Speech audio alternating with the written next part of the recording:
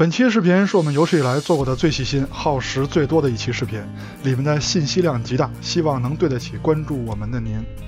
小米11 Ultra 一台非常注重影像能力的手机，在它之前还有另外一台非常知名的 Ultra， 那就是三星 S21 Ultra。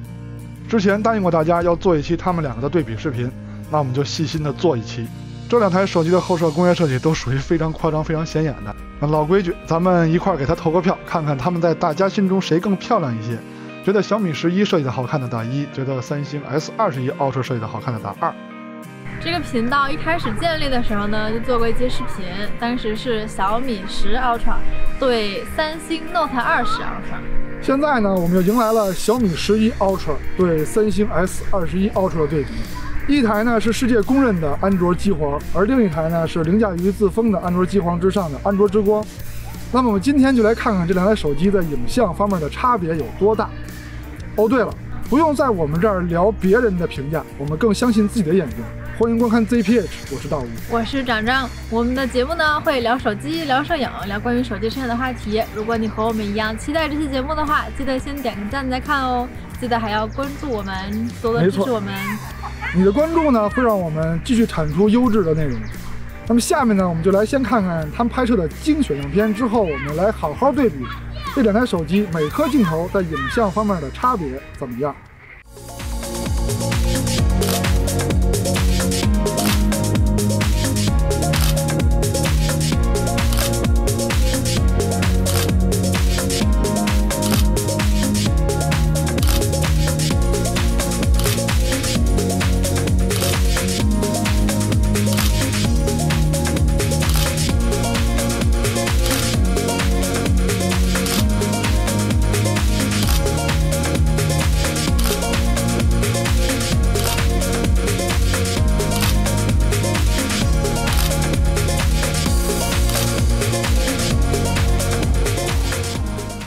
看完前面的摄影精选，希望可以勾起您出去走走、出去摄影的兴趣。下面我们来分别说说这两台手机。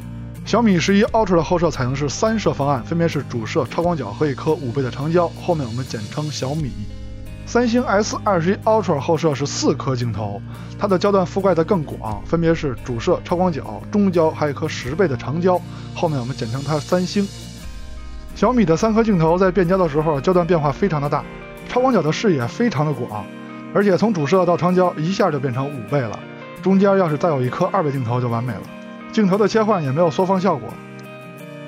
三星在各镜头切换的时候是有变焦效果的，看起来更顺滑一些。而且主摄跟10倍超远镜头之间还有一颗3倍的中焦镜头，用起来很方便。那下面我们就一颗一颗镜头的讲，它们两个在成像方面、在光学方面的差别。先说主摄，小米11 Ultra 的主摄这次采用了一颗三星 GN2 超大底感光器。尺寸达到了 1.12分之一英寸，相比之前三星的 1.33分之一英寸已经大了不少了。之前还觉得三星的 1.33分之一英寸感光器已经很大了，现在一比已经不算什么了。两台主摄除了感光器大小之外，还有就是原生像素还有光圈大小的不同。还有句闲话，就是三星这次所有镜头感光器参数它都不提。之前我们会抨击那些厂商只说露脸参数啊，其他小感光器参数就不提的这种情况，而三星是一律都不提。直接上主摄的对比样片，在这组样片中是三星拍出来的色彩更好，而且宽容度更高一些。放大中心对比，除了宽容度的区别，清晰度、分辨率方面都是差不多的。再看边角画质，两台主摄的边角画质都有所下降，从样片上看呢，也算是打一平手。再看下一组对比样片，依然是三星的颜色更好一些啊。当然你们可以发表自己的意见啊，如果觉得小米更好的话，可以打1；觉得三星好，可以打2。放大中心对比，小米的成像呢，用摄影的话来讲有点肉，而三星这边呢，看着是层次更丰富一些，其实是有锐化的嫌疑的。那既然三星喜欢锐化，那我们下期是不是应该找另外一台喜欢锐化的手机对比一下呢？再看边角画质，小米的看上去层次感没有三星的好，但其实成像水平还是差不多的。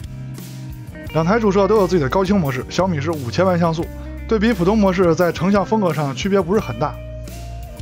三星是1亿像素的啊，对比普通模式也没有什么区别，在成像上面啊，这一点两台手机做的都非常不错。现在是两台主摄高像素模式下的对比啊，放大中心，在细节方面还是三星的1亿像素比小米的5000万在细节上更多一些。再看超广角的对比，小米11 Ultra 的超广角比三星用的感光器更大一些，原生像素也高一些，但是最重要的是视角更广，达到了12毫米，而三星这边说是13毫米，实际上应该是13到14之间。三星的超广角还支持微距功能。看对比样片，首先在我们眼中最大的区别就是视角的区别，小米的超广角视角真是太广了。视角差距如图所示，这个红边就是三星拍不到的地方。在超广角上，小米11 Ultra 做得非常好。之前三星跟苹果的超广角就属于非常好的超广角了，主要是在视角上，很少有手机能打得过他们。有人说你只谈视角不谈畸变，这样是不对的，但是我是从鱼眼镜头用过来的，所以现在超广角的畸变根本不算什么，而且畸变是可以修正的，非常简单，但是拍不到的画面就是拍不到。这次三星对阵小米11 Ultra， 如果在画质上不能比小米强2个档次，那在我们心中都是小米的超广角获胜。放大中心看细节，小米的成像跟主摄一样，还是有些偏肉。三星这边依然是层次更清楚一些，但还是有锐化的嫌疑。再看边角画质，小米超广的超广角在边角画质上应该很难保证。对比三星的边角画质确实是下降的更明显一些，但是并没有下降2个档次。再看另一组超广角样片，还是三星的颜色更好一些。放大中心看细节，这次小米的中心画质跟三星比相差的档次就有点多了，那是不是我拍虚了或者我手抖啊？那就直接比下一组，反正我样片拍得多。还是三星的细节更好一些，而且宽容度更高一些，差距没有刚才那组大，那说明刚才确实是我手抖了，看来样片还是得多拍呀。怎么样各位，我够对得起你们的吧？还不赶紧点赞加关注啊您呢？这组样片中的边角画质方面，两台手机还是都有下降，而且下降的都差不多，在成像上就说半斤八两吧。小米的超广角是支持高像素模式的，这点三星没有。上图是小米的高像素模式跟普通模式对比，在成像风格上没有什么区别，这点跟主摄一样，非常好。既然有高像素模式，那就跟三星 S21 比一下。从石头的纹理上看，小米的高像素模式并没有比三星强多少，也许是三星锐化的好啊，那就算它耍流氓吧。但是从后面的植物上看，还是小米的细节要强很多。再来一张小米自己跟自己比的，也就是它的高像素模式跟普通模式比，细节提升有多大呢？确实在细节方面提升是很明显的。对比完所有样张之后，结合视角，结合成像素质，我们认为在超广角这个环节，小米是绝对胜出的。当然这只是白天的样张啊，不包括宽容度跟夜景。对，也不包括微距。三星的超广角在最近对焦距离上是比小米要强的，也就是说它的微距是比小米强。在这几组样片中，小米的超广角已经近到无法对焦了，但是三星还可以离得更近进行对焦，而且三星还可以用长焦头来拍摄微距，这点小米11 Ultra 也是做不到的，所以在拍摄微距方面还是三星 S21 Ultra 更好。再看中长焦镜头这一部分，咱们就中焦长焦一块说了。中焦部分，三星是有一颗3倍的中焦镜头的，用起来非常方便，而小米是没有2倍、3倍的中焦镜头的。长焦方面，小米是一颗5倍的长焦头，三星是10倍。由于焦段差的比较大，所以感光器面积、光圈这种参数有差别是很正常的。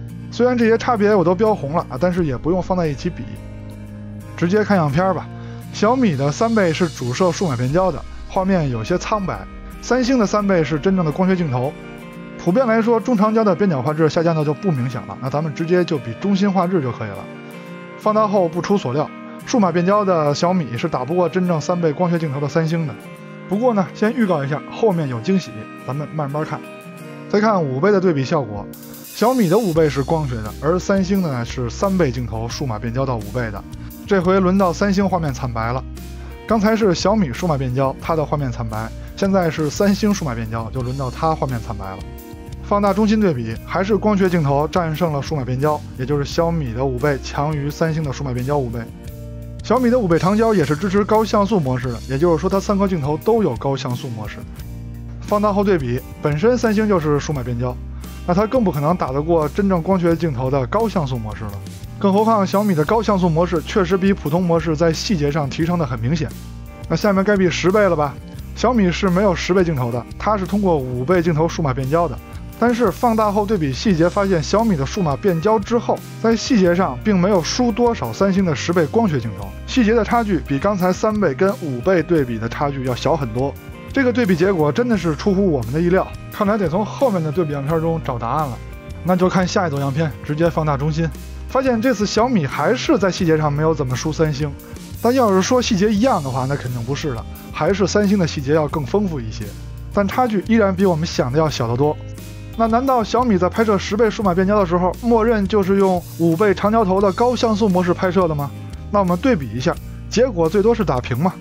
但放大后的对比结果令我们非常吃惊，就是小米的10倍数码变焦在细节展现上远强于5倍光学镜头的高像素模式。虽然不知道它是通过什么方法达到的，比如说多帧合成，然后锐化或者2个都有，但最终结果还是给了我们非常大的惊喜。不过呢，话说回来，惊喜归惊喜，但是在10倍这个焦段上，小米还是无法战胜拥有光学10倍镜头的三星的。前置镜头当然是交给长长来给大家介绍。三星前置4000万像素，小米11 Ultra 前置2000万像素。在自拍方面，这2个手机软件都挺简陋的。三星是只能调节皮肤光滑度，从1到8就是磨皮呗。小米也是只能磨皮，都没有别的选项。但三星有一个调节光影效果的功能，说实话，我觉得这个比小米的电影模式要实用一些，因为它可以适应不同的环境，不管在家里还是室外都可以给自己打一个合适的光。但小米这个电影特效不太适合拍前置，除非是想要拍很酷的写真。那背景虚化的抠图效果也是三星稍微好一点，小米有的时候会在边缘位置有一些毛边，还挺明显的。在整体效果，我觉得还是三星稍微好一点。拍摄的时候，我这里环境很复杂，我后面有很多树，有很多光。三星的效果更真实，更还原。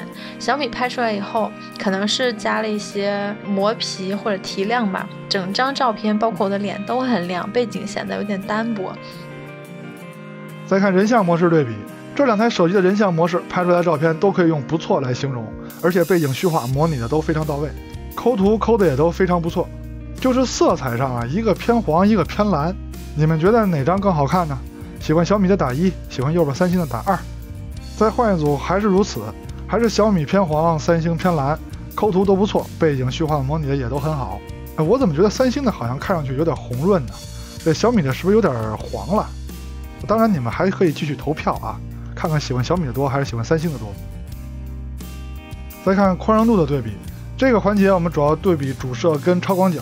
小米有时候会拍出这种比较平淡的照片，但几率很小，稍微换一个角度就能拍出非常不错的宽容度照片。这是苍白的照片，这是换角度之后正常的照片。这时候小米的动态范围就非常恐怖了，放大后连墙上的细节拍的都非常清晰，这点比三星要强。而且高光部分也非常不错，就是少了点烈日的感觉。再看下一组主摄的对比样片，2台手机主摄的宽容度都可以用非常恐怖来形容，而其中小米的表现更为厉害。注意看暗部细节，小米的表现强于三星，只是在亮部的细节上，小米没有三星的好。首先是太阳周围有一圈奇怪的光圈，其次就是远山的层次和整个照片的层次感，小米有没有一种阴天的感觉？当然这是主观的比较啊，跟刚才客观的暗部细节比较来说，那小米好就是好。至于这种主观上的层次的比较的话，那各位可以发表你们的观点，你们觉得哪张更好呢？那看完主摄的对比，咱们看超广角的。在这组对比样片中，2台手机暗部的表现是差不多的，区别呢还是在亮部上。在太阳的部分，三星还是能营造出一种烈日的感觉，而小米这边就显得有些平淡啊。当然这依然是主观的看法啊，你们也可以发表你们的看法。眩光方面2台都有，三星更严重一些。再换一组超广角样片，在成像风格上，2台手机跟主摄的成像风格都非常接近。暗部的细节表现上跟主摄不同了，这回2台手机打了一平手。在亮部细节上跟主摄一样，还是三星的更好，小米依然有奇怪的光圈。到夜景模式对比了啊，先看主摄的直出表现，到了后面极暗环境，咱们再看夜景模式的对比。拍摄时已经把小米的自动夜景模式关掉了，也就是说多黑的环境都可以做到真正的直出了。城市灯光环境下，对于2台手机的主摄来说毫无压力。放大后发现小米在蓝色灯光下表现的没有三星好。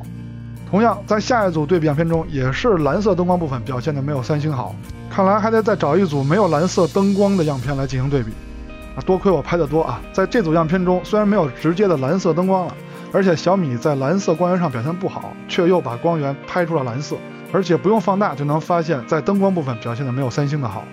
再看超广角的夜景直出表现，小米的超广角跟主摄一样，同样是在蓝色部分表现的比较平淡。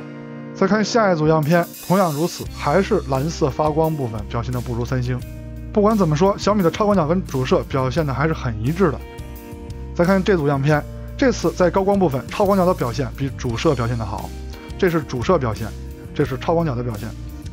到了极暗环境，咱们还是先看直出的，现在是主摄的表现。小米的表现确实比三星在亮度上还有颜色上要强一些，当时的环境非常暗啊，连一点车灯都没有。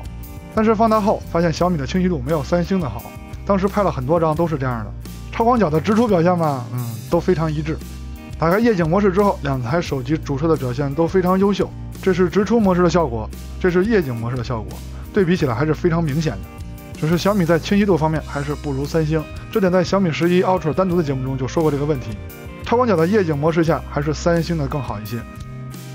再看一下拍摄软件、拍摄功能方面的对比，这点我可以提前告诉一下大家结果，就是小米在这方面不知道超过了三星几条街，根本就不是好坏的问题，而是有跟没有的区别。像这样的照片，三星不可能直接拍出来，无论是夜晚的星轨还是白天流动的瀑布，这些都是通过小米内置的慢快门功能直接拍摄的。之前我们在介绍小米、红米的手机中都说过这个功能，华为也有这个功能，但是我们买不着它的旗舰手机，也没法给大家做节目。说完拍摄的慢快门功能，咱再说滤镜功能。这滤镜功能小米也是非常的强大，滤镜多丰富，而且都非常实用。相比之下，三星的滤镜功能简直太单薄了，而且像这种一键换天的功能是非常有意思的小功能。相比之下，三星无论是拍摄软件还是内置的滤镜功能都跟小米没法比。之前看我们节目的人就知道我说过一句话，以三星的软件开发能力，这些功能做不出来，那不是懒就是缺心眼儿。还有不用说什么这种慢快门功能，尤其在白天使用时候会损伤感光器。手机的东西又不传家，你还不如在它生命周期让消费者尽兴。录像功能方面，在慢动作方面，小米是支持1920帧慢动作的，但是拍完之后还要在相册中编辑节选一下，但是我老截不准，弄不明白。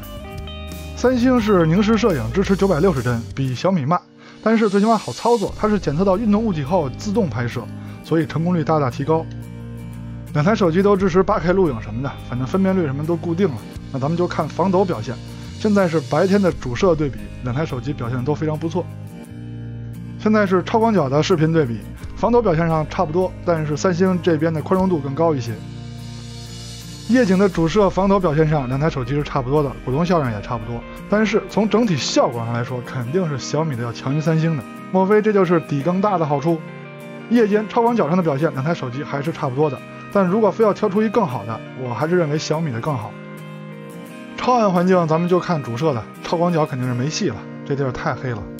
这组对比中还是小米更好一些。小米录像是支持夜景录像的，那么打开之后对比三星的主摄，效果上确实强了很多。硬件参数方面，我相信大家都比我们更清楚了，尤其是游戏啊、发热啊、跑分啊。视频到这儿呢已经很长时间了，本来我们想做上下集的，主要是最近家人住院，实在没有制作精力，但是为了不抻着大家，我们还是做成一集。硬件上呢，我们就着重说一点，就是指纹识别上小米做的没有三星好，小米的有点慢，而三星的这款指纹识别可以说是当今手机指纹识别中的标杆了。当然在屏幕显示上肯定也是三星的更好。握持手感上，两台手机都可以说是小板砖级别，半斤八两。下面我们总结一下这两款手机在影像对比中的各种表现。在主摄的对比中，小米11 Ultra 凭借着超大的三星感光器，无论是白天还是黑夜的表现上，都能和三星 S21 Ultra 打个有来有回。超广角的对比中，小米11 Ultra 以绝对的视角优势，加上各环节的平均表现，战胜了 S21 Ultra， 但它的微距表现不甚理想。在中长焦的对比中，虽然小米11 Ultra 在10倍数码变焦上给了我们惊喜，但是只有一颗5倍镜头的先天劣势，导致无法战胜3倍加10倍镜头的三星 S21 Ultra， 但是对焦速度上还是很不错的。日常录像上的平均表现，我们认为小米11 Ultra 稍好一些。小米这些年在影像上的进步可以说是有目共睹，在和自己的铁磁三星的 S21 Ultra 影像对比中，小米11 Ultra 在很多地方都可圈可点，甚至完胜三星 S21 Ultra。希望有一天小米不用再自封各种称号、各种名头，真正的成长为公认的榜样、公认之光。那看完前面的内容呢，我相信你们对这两台手机的影像方面的区别心里应该比较清楚了。那么也希望我们对你们的选择也有所帮助。如果喜欢这期节目的话，记得点一个赞，点一个收藏，点一个关注，多多鼓励我们，支持我们。那本期节目到这就结束啦，下期节目再见，拜拜拜。